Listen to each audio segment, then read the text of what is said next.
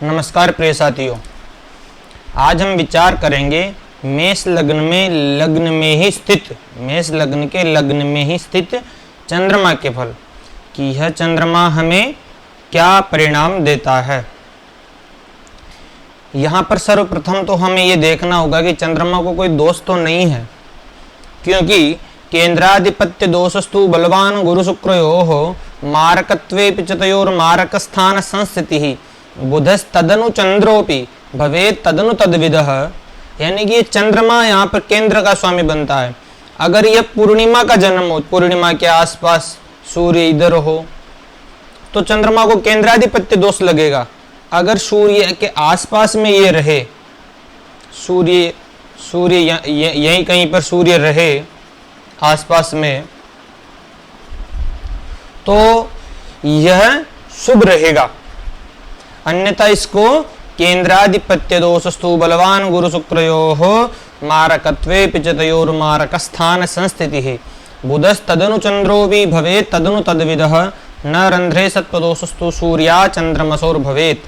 तो यहाँ पर ये ऐसा फल यानी कि पापी हो जाएगा। अगर सूर्य के आसपास में रहे तो शुभ है, अन्यथा यह पक्ष बल से बलवान हो जाएगा, और केंद्र का स्वामी हो जाएगा, तो यह शुभ हो जाएगा, अर्थात कि शुभ ग्रह हो जाएगा। लेकिन अब ये तो चंद्रमा की संज्ञा है, लेकिन अब ये लग्न में क्या परिणाम हमें प्रदान करेगा। यहाँ पर सर्वप्रथम तो इनकी उच्च राशि यहाँ पर, तो ये उच्चाभिलाषी होंगे। अगर यहाँ पर भृगु सूत्रों में कहा गया है कि रूप लावण्य युक्त चपलः व्याधिना जलाच्च असौख्यः, अर्थात कि ऐसे जातक जल से भयभीत रहते हैं, सुंदर तो होते हैं, चंचल अत्यधिक रहते, विचारशील रहते हैं और जल से भय बना रहता है ऐसे जातकों को। और भी ग्रंथकारों ने इनके अलग अलग फल हमें बताया, जैसे अपने वैद्यनाथ जी ने कहा है क्षीणे शून्य दगे बदिरोगहीन प्रेक्षस्य पाप सहित तु गतायुरेव सोचस्वके धन यशो बहुरूपशाली पूर्णे तनो यदि चिरायु रूपैति विद्वान। ये जातक विद्वान भी होते हैं, शिक्षा अच्छी होती है ऐसे जातकों की। उच्चाभिलाषी चंद्रमा होता है, चंद्रमा यहाँ का कारक भी होता है, यहाँ का स्वामी भी बनता है चतुर्थ भाव का। तो चतुर्थ भाव के कारक और चंद्रमा, स्वामी और कारक चंद्रमा ही होती है। लग्न में बैठे रहते हैं तो माता का सहयोग, यहाँ के फल मिलते हैं, मकान वाहन भूमि सब फल परिणाम में चंद्रमा देखने को मिलता है। शरीर अच्छा रहता है, देहम रूपंच ज्ञानंच वर्णंच बलाबलम सुखम दुखम भयंच लग्न भावा निरीक्षित। ये हमेशा सुखी रहते हैं ऐसे जातक, अपने मदमस्त में रहते हैं। चंद्रमा लग्न में बैठ करके मनुष्य को चांचल्य प्रदान करता है, चंचल यानी कि ये चंचल रहते हैं, किसी भी कार्य को जल्दी जल्दी करने में या फिर जल्दी निपटाने में इनका विश्वास रहता है। धनवान होते हैं क्योंकि चंद्रमा उच्चाभिलाषी है और इसलिए ये महत्वाकांक्षी हो जाते हैं ऐसे जातक। उच्चाभिलाषी चंद्रमा है तो यहाँ पर ये क्या हो जाते हैं, महत्वाकांक्षी। इनके पास महत्वाकांक्षा भरी रहती है किसी भी कार्य को लेकर के, भाई यानी महत्वाकांक्षा। यहाँ पर इन स्वयं बहुत सुंदर होते हैं। चंद्रमा के गुणधर्म इन जातकों में आ ही जाते हैं। इन चंद्रमा की दृष्टि सप्तम भाव पर रहेगी तो शुभ ग्रह रहेंगे तो अच्छा परिणाम देगा सप्तम भाव, क्योंकि मित्र भाव से देखेंगे इस भाव को। तो यहाँ पर देखेंगे तो पत्नी सुंदर होगी, सुशील होगी, बिजनेस में पार्टनरशिप अच्छी रहेगी। तो ऐसे हमें फल प्रदान करते हैं चंद्रमा। मेष लग्न के अंदर चंद्रमा अगर लग्न में हो तो यह हमें ऐसा फल प्रदान करते हैं। अगर चंद्रमा के साथ में सूर्य हो, तो हमें क्या परिणाम मिलेगा। सूर्य त्रिकोण के स्वामी हैं, सर्वे त्रिकोण नेतारो ग्राह सुफल प्रदाह। सभी त्रिकोण के स्वामी शुभ फल प्रद है, शुभ फल प्रद है। अगर यहाँ के स्वामी चंद्रमा के साथ में जाकर के बैठते हैं, चंद्रमा के साथ में रहेंगे, चंद्रमा को केंद्राधिपत्य दोष नहीं लगेगा, क्योंकि चंद्रमा पक्ष बल से हीन हो जाएंगे। पक्ष बल से हीन होने के कारण केंद्राधिपत्य दोष नहीं लगेगा, तो शुभ हो जाएंगे। तो यह एक तरीके से राजयोग का निर्माण करेंगे। यह राजयोग उत्कृष्ट रहेगा।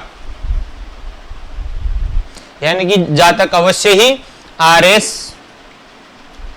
आईपीएस ऐसे बड़े पदों पर जा सकता है आसानी से। सफलता इनके पास अवश्य होगी।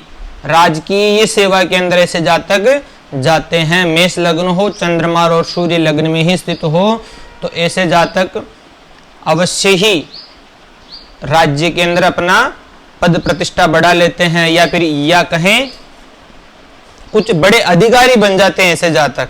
शिक्षा के क्षेत्र में बड़े उन्नति कर जाते हैं। तो यह स्थिति सूर्य और चंद्रमा की अच्छी रहेगी। सूर्य यहां पर उच्च के रहेंगे। सूर्य यहां पर सर्वप्रथम तो उच्च के रहेंगे। तो सूर्य आत्मविश्वास के कारक है। किसी भी कार्य को करेंगे तो संपन्नता से करेंगे, यानी कि इनके भयभीत नहीं रहेंगे। कभी भी किसी भी क्षेत्र में जाएंगे अपना वर्चस्व जमा करके आएंगे ऐसे जातक, अपना वर्चस्व जमाएंगे, क्योंकि चंद्र सूर्य उच्च के हैं। यहाँ पर लग्न में ही सूर्य उच्च के हैं। देहम रूपंच ज्ञानंच वर्णंच बलाबलम सुखम दुखम भयंच व लग्न भावा निरीक्षित, यानी कि ये शरीर से हृष्ट पुष्ट रहेंगे, रूप अच्छा रहेगा। जो भी लग्न से हम विचार करते हैं उसके अंदर हर प्रकार से हमें शुभ फल प्रदान करेंगे सूर्य और चंद्रमा। अगर चंद्रमा के साथ में मंगल हो, अगर चंद्रमा के साथ में मंगल हो तो हमें क्या परिणाम देखने को मिलेगा? सर्वप्रथम तो मंगल यहाँ पर लग्ने स्वयं है, लग्ने स्वयं है। तो महर्षि तो कहते हैं यो यो भाव स्वामी युक्तो दृष्टो तस्य तस्यास्ति वृद्धि, यानी कि वही फल परिणाम हमें देखने को मिलेंगे। देह रूप वर्ण ज्ञान सुख दुख सभी अच्छे। और यहाँ पर एक विशेष बात है कि यह मंगल यहाँ पर पंच महापुरुष योग बना रहे हैं। मंगल यहाँ पर पंच महापुरुष योग बना रहे हैं। ये बनाते हैं रोचक, रोचक योग बनाते हैं। तो रोचक योग में क्या करता है जातक? सेना के अंदर बड़े अद्वितीय पदों पर चले जाते हैं। सैन्य क्षमता अद्वितीय साहसिक आदमी होते हैं ऐसे जातक, बड़े पदों पर अवश्य चले जाते हैं। मंगल यहाँ पर एक और काम करेंगे। चंद्र और मंगल की युति गजलक्ष्मी योग, गजलक्ष्मी योग का भी निर्माण करती है।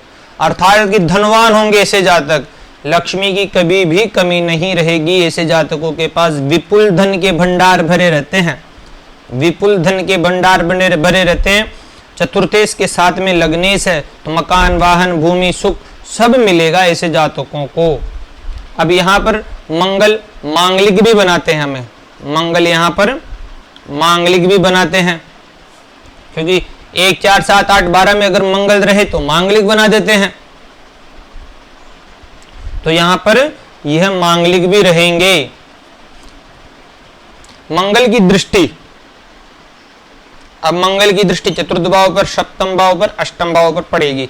अष्टम भाव तो अपना भाव है, तो यहाँ का भाव है ये आयु, तो आयु की वृद्धि करेंगे। यो यो भाव स्वामी युक्तो दृष्टो तस्य तस्यास्ति वृद्धि ही। सप्तम भाव को देखेंगे, सप्तम भाव के लिए भी यह शुभ ही रहेंगे, क्योंकि लग्नेश है। लेकिन मांगलिक बनाए रहेंगे तो मांगलिक लड़की से शादी हो तब तो आपका वैवाहिक जीवन सुखमय रहेगा, अन्यथा उसमें किंचित परेशानियां उत्पन्न होगी वैवाहिक जीवन के लिए, क्योंकि यहाँ पर दृष्टि रहेगी मंगल की। चतुर्थ भाव पर भी दृष्टि रहेगी।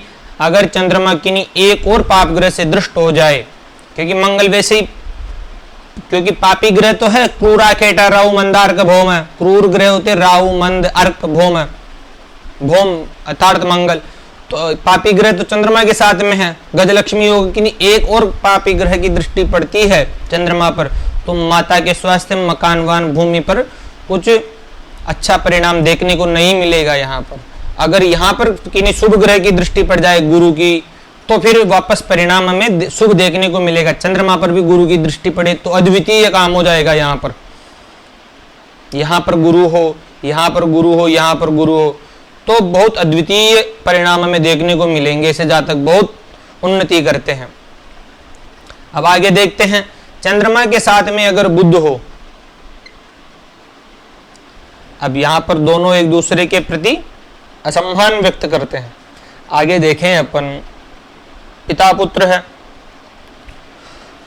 यहां पर बुध विद्या का कारक होता है और चंद्रमा के साथ में है, तो ऐसे जातक कल्पनाशील जिसे अपन कहते हैं कल्पनाशील, हमेशा विचारों में खोए रहते हैं, हमेशा विचारों में खोए रहते हैं। और यहाँ के तृतीय और षष्ठेश है, ये तृतीयेश और षष्ठेश। पतयः तृषडायानाम यदि पाप फलप्रदा, महर्षि पाराशर जी कहते हैं तृषडाय पति पाप फलप्रद होते हैं। तृषडाय पति यानी कि तीसरे और षष्ठ भाव के स्वामी हो जाते हैं यहाँ पर बुध। अगर षष्ठे से लग्न राशिस्ते, अगर षष्ठे से लग्न में चले जाते हैं तो व्याधिवान बनाते हैं जातक को, व्याधि से युक्त कर देते हैं। भाइयों के साथ में अनबन बना सकते हैं, यहाँ पर छोटे भाई बहन जो भी है उनके साथ में अनबन, तथा लग्न के अंदर ये बैठे रहेंगे मेष मंगल की राशि में, तो यहाँ पर आपको भी संघर्ष करने का, संघर्षमय जीवन बना देंगे ये, क्योंकि ये तृषडाय पति है, पापी ग्रह अगर लग्न में चले जाते हैं तो ये शुभ फल प्रद नहीं है।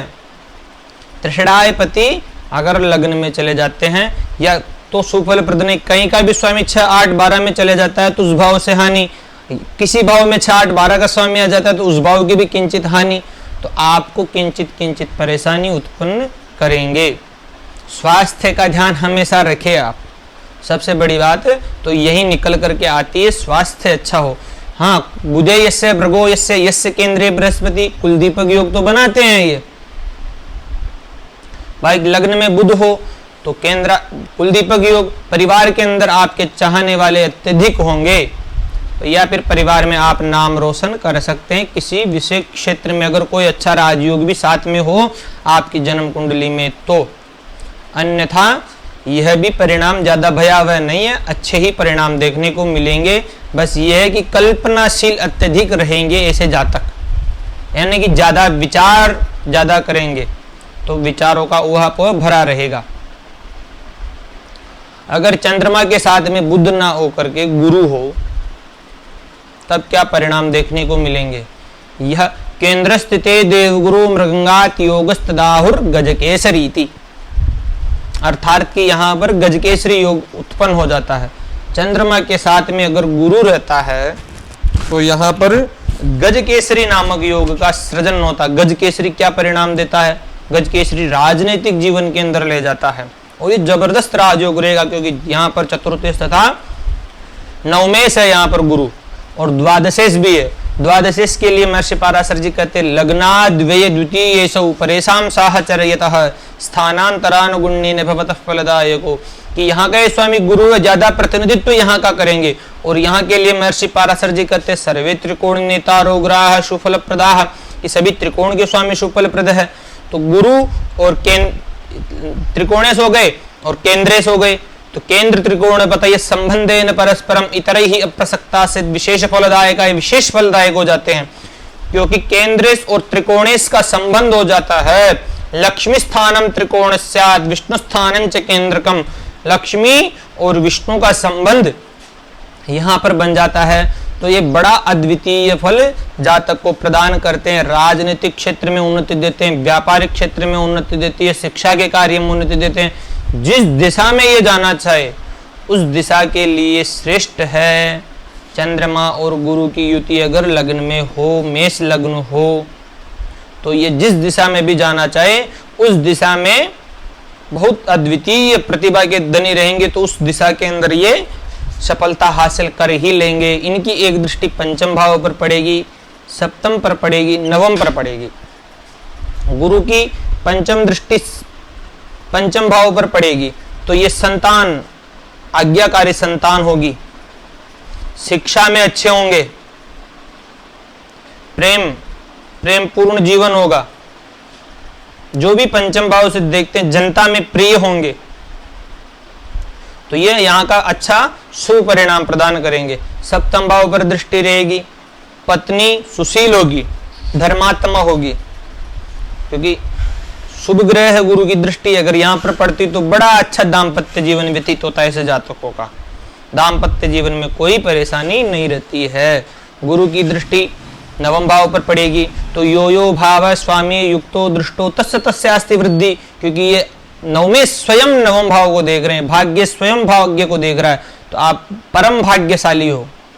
ऐसा अपन कह सकते हैं कि आपका भाग्य आपके साथ हमेशा रहेगा, आपको अनायास चीजें ही प्राप्त होगी, ज्यादा मेहनत करने की जरूरत नहीं है।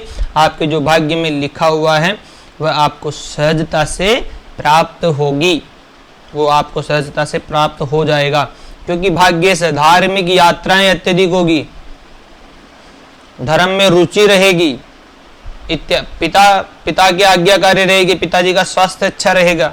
तो ऐसी स्थिति उत्पन्न करेंगे गुरु लग्न में बैठ करके। अगर चंद्रमा के साथ में गुरु ना हो, अगर चंद्रमा के साथ में गुरु ना हो करके शुक्र हो, तब हमें क्या परिणाम देखने को मिलेगा। सर्वप्रथम तो शुक्र यहाँ पर सप्तमेश तथा द्वितीयेश, और शुक्र के लिए क्या करते हैं, केंद्राधिपत्य दोषस्तु बलवान गुरु शुक्रयोः, यानी कि गुरु शुक्र शुभ ग्रह है तो केंद्राधिपत्य दोष लग जाएगा, क्योंकि केंद्र में इनकी एक राशि है। फिर कहते हैं मारकत्वे पिचितयोर मारक स्थान संस्थिति ही, और ये मार्केश और हो जाते हैं, यह मार्केश और हो जाते हैं। मार्केश का लग्न में बैठे रहना आपके स्वास्थ्य के लिए सही नहीं है, आपके स्वयं के स्वास्थ्य के लिए सही नहीं है। शत्रु राशि भी हो जाती है एक तरीके से ये। लेकिन चंद्र और शुक्र की युति भी लक्ष्मी योग का निर्माण कर देती है, यह भी गजकेसरी योग के समान ही फल प्रदायक होती है। भौतिक उन्नति आपको अत्यधिक देगी, यानी कि आप लग्जरी लाइफ जीने वाले ऐसे जातक हो ही जाते हैं। सुखी जीवन, वाहन, भूमि इत्यादि आपके लिए बड़े रहेंगे। सप्तमेश का चंद्रमा के साथ में हो जाए, यहाँ का स्वामी भी शुक्र है, यहाँ का कारक भी शुक्र है, तो एक बात तो चंद्रमा के साथ में आ गए शुक्र, तो एक बात तो यह है कि जातक की पत्नी अवश्य ही सुंदर होगी, जातक की पत्नी अवश्य ही सुंदर होगी, क्योंकि सप्तमेश का चंद्रमा के साथ, चंद्रमा सौंदर्य का प्रतीक है, तो जातक की पत्नी सुंदर होगी और स्वयं भी सुंदर होंगे, ये स्वयं भी सुंदर होंगे। अगर ये महिला की कुंडली बनती है तो उनके पति सुंदर होंगे, जैसा भी जीवन साथी आपको मिले वह सुंदर ही होगा। मकान, वाहन, भूमि इत्यादि में कोई कमी नहीं रहेगी। केवल इतना है कि आपके स्वास्थ्य का थोड़ा ध्यान रखें। जब शुक्र की महादशा चले तो महामृत्युंजय के जप हो, क्योंकि इसके अंदर मार्ग भाव भी रहते, लेकिन कवि साक्षात निहंतास्यान मारकत्वेन लक्षितः, यहाँ पर महर्षि पाराशर जी कह देते हैं कि साक्षात यह कवि अर्थात कि शुक्र मार्केश, लेकिन ये लक्षित नहीं है जब तक कि इनको बुध और शनि का संगम नहीं हो जाता शुक्र के साथ में, तब तक ये मारक फल नहीं देते हैं। अगर शनि की कहीं से दृष्टि पड़ती है या बुध का भी संयोग हो जाता है तो मार्केश का परिणाम आपको देखने को मिलेंगे।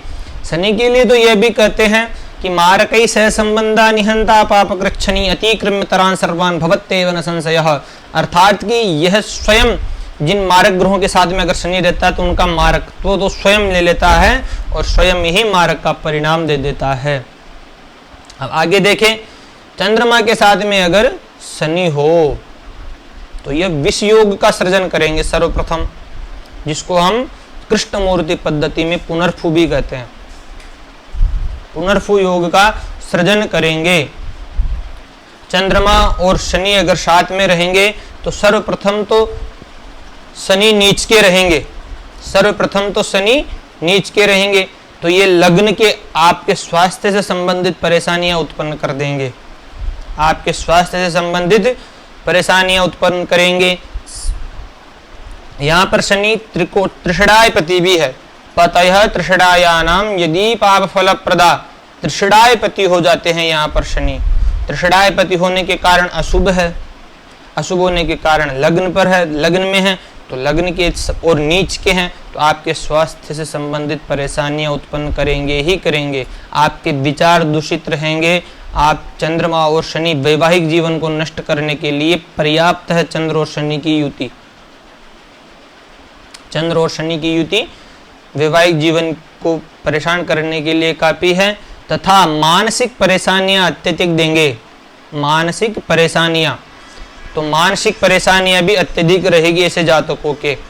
शनि की दृष्टि, तीसरी दृष्टि यहाँ पर रहेगी और एक दृष्टि यहाँ पर और एक दृष्टि यहाँ पर, तो यहाँ के लिए तो ये दृष्टि ठीक है, क्योंकि यो यो भाव स्वामी युक्तो दृष्टो तस्य तस्यास्ति वृद्धि, राज्य पद प्रतिष्ठा यश कीर्ति वैभव तो इनको मिलेगा, लेकिन छोटे भाइयों से संबंधित परेशानी अगर बुध और मंगल की स्थिति अच्छी ना रहे तो, क्योंकि यहाँ के कारक दोनों ही, स्वामी और कारक वो दोनों है। भाव पीड़ित हो गया, भावेश और कारक पीड़ित होने पर परेशानियां उत्पन्न कर देंगे। यहाँ पर अगर शुक्र यहीं पे स्थित हो तो ठीक है, लेकिन शुक्र यहाँ पर रहेंगे तो नीच भंग सृजन कर देंगे, मंगल यहाँ पर रहेंगे तो नीच भंग करेंगे, तो नीच भंग हो जाता है तो ठीक है, अन्यथा सप्तम भाव को पीड़ित करेंगे यहाँ पर शनि। शुक्र की यहाँ का स्वामी और यहाँ का कारक शुक्र ही होता है। अगर स्त्री जातक होती है तो स्वामी तो शुक्र, कारक गुरु हो जाता है। तो इस स्थिति के अंदर सप्तम भाव से वैवाहिक जीवन को नष्ट करेंगे। अगर गुरु यहाँ कहीं पर बैठे साथ में, तब गुरु की दृष्टि अगर यहाँ पर पड़े तो शुभ फलदायी होंगे, अन्यथा वैवाहिक जीवन को नष्ट करने के लिए शनि और चंद्रमा की युति यहाँ पर काफी है। तो आगे बढ़े, अगर चंद्रमा के साथ के अंदर राहु हो, अगर चंद्रमा के साथ में यहाँ पर राहु हो, चंद्रमा मन के कारक है, माता के कारक है, तो चंद्रमा और राहु की युति रहेगी तो माता को कष्ट, माता के स्वास्थ्य में परेशानियां उत्पन्न करेंगे, आपके वैचारिक मतभेदता लाएंगे परिवार से। चंद्रमा उच्चाभिलाषी तो होंगे, लेकिन राहु के साथ में रहेंगे तो यह ग्रहणी, जिसको ग्रहण दोष कहते हैं, ग्रहण योग या ग्रहण दोष कहते हैं, तो ये स्थिति अच्छी नहीं है चंद्रमा और राहु की। बात बात पर झगड़ जाना इन ऐसे व्यक्तियों का स्वभाव हो जाता है, हठी हो जाते हैं। चंद्रमा और राहु की युति अच्छी नहीं बताई गई है शास्त्रों में। ये मानसिक परेशानियों का यह भी द्योतक है तथा सप्तम भाव से संबंधित परेशानियां भी उत्पन्न करेंगे वैवाहिक जीवन में भी, क्योंकि एक केतु का यहाँ पर बैठे रहना यह भी श्रेष्ठ नहीं है। अगर किसी शुभ ग्रह या शुक्र का यहाँ पर ना रहे तो राजो कारक भी नहीं रहेंगे यहाँ पर यह युति। अगर चंद्रमा के साथ में केतु हो तब भी परिणाम ऐसे ही देखने को मिलेंगे। जातक का स्वभाव अच्छा नहीं रहेगा, जातक का स्वभाव अच्छा नहीं रहेगा। और हो सकता है राहु यहाँ पर बैठे तो पत्नी से भी अनबन उत्पन्न हो। तो ऐसे परिणाम हमारे को चंद्रमा लग्न में स्थित रहने पर हमें परिणाम प्रदान करता है। अभी तक हमारे YouTube चैनल पर नए हैं तो हमारे YouTube चैनल को सब्सक्राइब अवश्य करें। धन्यवाद।